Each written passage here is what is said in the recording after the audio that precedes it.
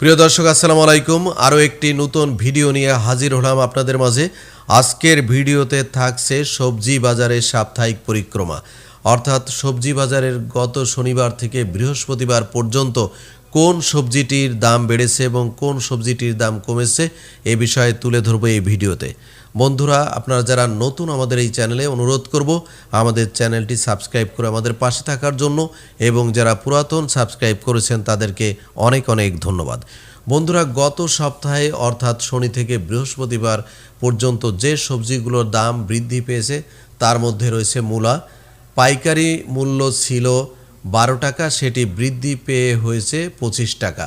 Tomato সেটি ছিল 70 টাকা পাইকারি মূল্য, এখন বৃদ্ধি পেয়ে হয়েছে 90 টাকা। শিম খুব বেশি একটু বাড়েনি, 50 টাকা ছিল পাইকারি মূল্য, এখন সেটি 55 টাকা। ফুলকপি বৃদ্ধি পেয়েছে, ফুলকপির পাইকারি মূল্য ছিল 80 টাকা, এখন সেটি বৃদ্ধি পেয়ে হয়েছে 100 টাকা। ঢেঁড়স 20 টাকা ছিল পাইকারি মূল্য, এখন সেটি 35 টাকা। এই ছিল আমাদের বৃদ্ধিপ্রাপ্ত সবজির তালিকা। কিন্তু বন্ধুরা, এছাড়া আরেকটি পণ্যের দাম খুব বেশি বৃদ্ধি পেয়েছে, সেটি হলো পেঁয়াজ। পেঁয়াজ ছিল 65 থেকে 70 টাকা পাইকারি মূল্য, তারও নিচে কিছু কিছু পেঁয়াজ ছিল। আসলে পেঁয়াজের কোয়ালিটির উপর নির্ভর করে, তবু আমরা মাঝামাঝি দামটা তুলে ধরেছি 65 থেকে 70 টাকা বা 60 টাকা। এটি বৃদ্ধি পেয়ে এখন অনেক হয়ে গেছে, 90 থেকে 100 টাকা হয়েছে এর পাইকারি মূল্য।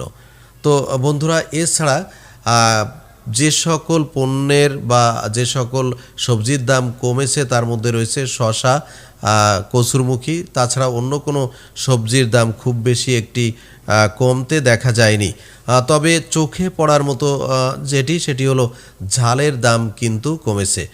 বড় যে ঝাল, যেটি আমরা ট্যাপা ঝাল বলে থাকি, সেটি গত সপ্তাহে 160, 70, 80 টাকা পর্যন্ত পাইকারি মূল্য ছিল, সেটি কিন্তু এখন নেমে একেবারেই 100-তে চলে এসেছে।